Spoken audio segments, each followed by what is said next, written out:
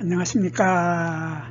한눈에 알아보는 우리 나무라고 하는 나무도감 책을 집필한 박승철입니다. 오늘은 이 마편초과의 세비나무에 대해서 알아보도록 하겠습니다.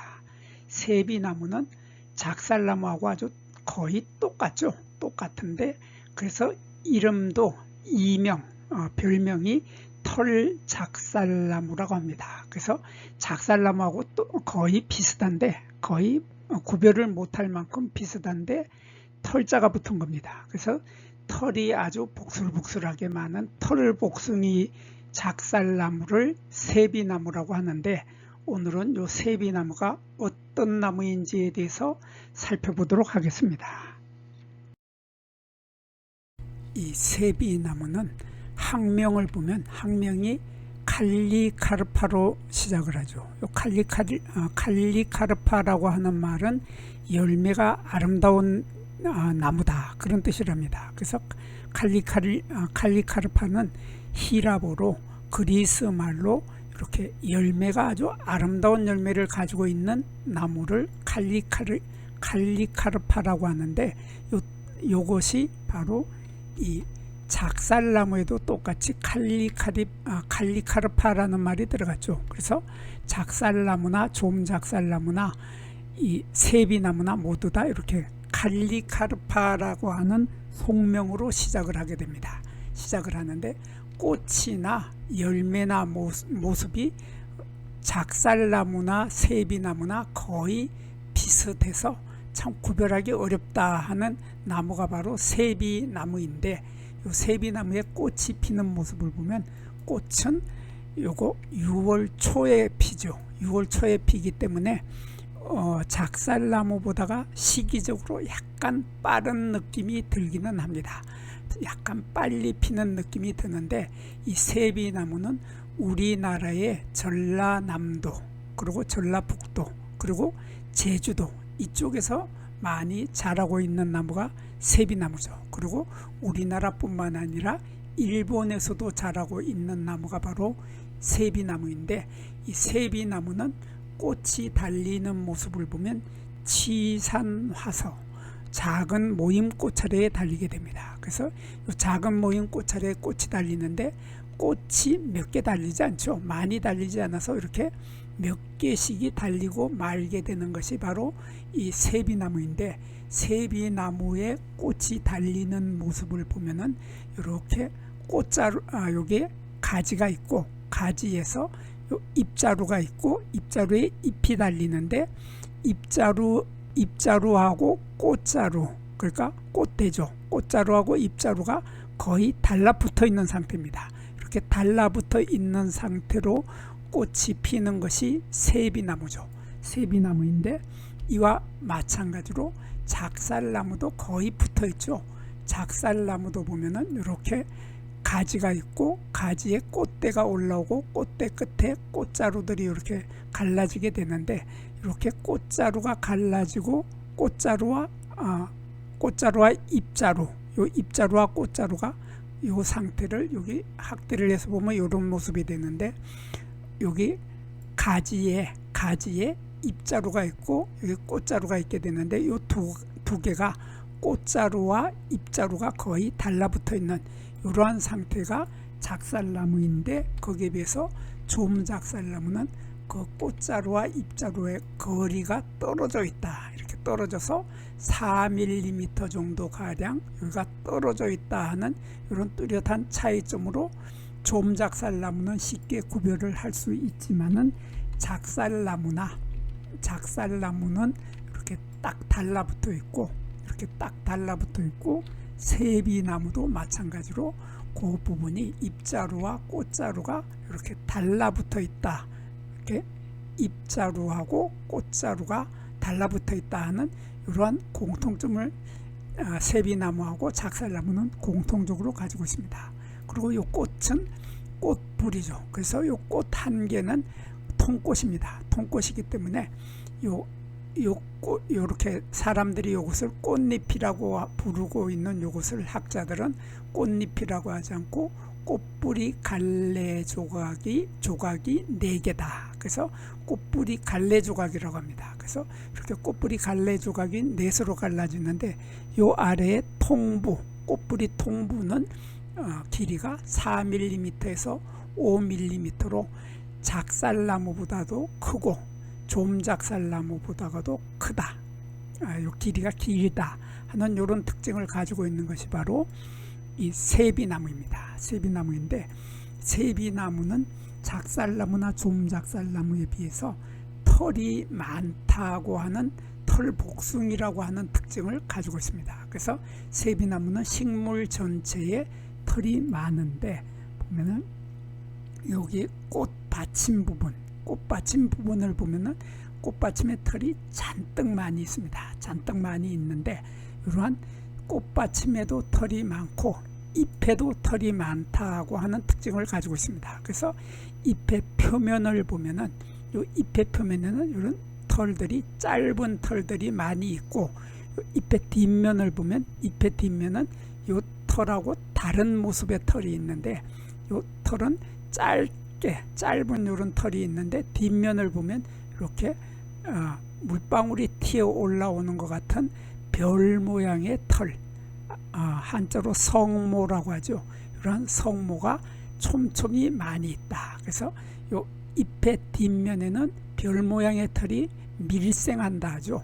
촘촘히 많이 있고 앞에도 잎의 표면에도 털이 많다 하는 이런 특징으로 이 세비나무는 작살나무나 좀작살나무와 구별이 됩니다. 그래서 작살나무를 보면 작살나무의 잎의 표면에는 털이 거의 없죠. 털이 거의 없다. 그리고 잎의 뒷면에도 털이 거의 없다 하는 것이 작살나무이고 좀작살나무도 마찬가지로 잎에 보면은 잎의 뒷면에 털이 없습니다. 털이 없고 잎의 표면에는 털이 있기는 있는데 짧은 털이 이렇게 여기 지금 점처럼 보이는 이것이 바로 짧은 털이죠. 이렇게 짧은 털이 있고 뒷면에는 털이 없는데 요 좀작살나무의 특징이 바로 잎의 뒷면에 있는 요 샘점이라고 하는 거죠. 샘점, 한자로는 선점이라고 하고 우리말로는 샘점이라고 하는데 요 선자는 우리말로는 샘이라는 뜻이고 요 샘이라는 뜻은 옹달샘에서 물이 퐁퐁 솟아 올라오는 곳을 우리들은 샘이라고 하죠. 이렇게 물이 퐁퐁 솟아 올라오는 샘점을 가지고 있다. 여기서 사진 속에서 보면 요 까만 점들이 하나의 요 까만 점들이 모두 샘점입니다. 그래서 요 까만 점에서 액체가 방울방울 솟아 올라온다, 그런 뜻입니다. 그래서 이런 잎의 뒷면에 방울방울 액체가 솟아 올라오는 샘점을 많이 가지고 있는 것이 바로 좀작살나무인데 작살나무는 그 샘점이 그리 많지 않습니다.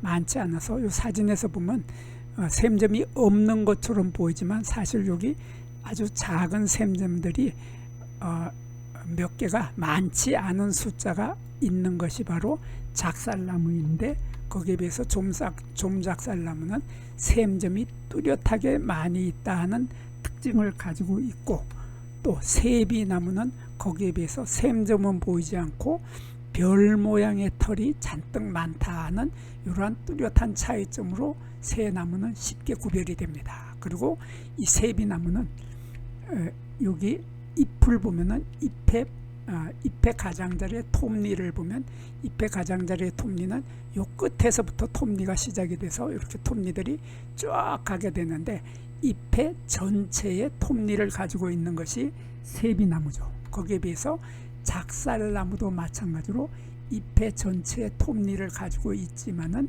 세비나무만큼 많은 톱니는 아니고 그거보다는 세비나무보다는 약간 적게 톱니를 가지고 있다. 적은 숫자, 많지 않은 숫자를 가지고 있다 하는 특징을 가지고 있는데 좀작살나무는 거기에 비해서도 또 잎의 톱니는 요 잎을 반을 잘라 가지고 반의 아래쪽 부분에는 톱니가 없고 위쪽 부분에만 톱니가 있다는 이러한 뚜렷한 차이점으로 좀작살나무와 작살나무와 세비나무는 구별을 할 수 있습니다. 그리고 열매는 요 세비나무에 꽃이 피었을 때 꽃 한 개를 보면 요거 모두 수술도 가지고 있고 암술도 가지고 있는, 수술과 암술이 제 기능을 모두 할 수 있는 쌍성꽃이죠. 쌍성꽃, 양성화이기 때문에 요 꽃 하나하나, 요 꽃 한 개 한 개 한 개는 모두 열매를 맺을 능력을 가지고 있습니다. 그래서 나중에 열매를 맺는 거 보면 이렇게 열매를 맺게 되는데, 열매의 색깔이 정말 화려하고 아름답습니다. 정말 화려하고 아름다운 이러한 색깔의 열매를 맺는데, 이 열매는 굳은씨 열매, 핵과라고 하죠.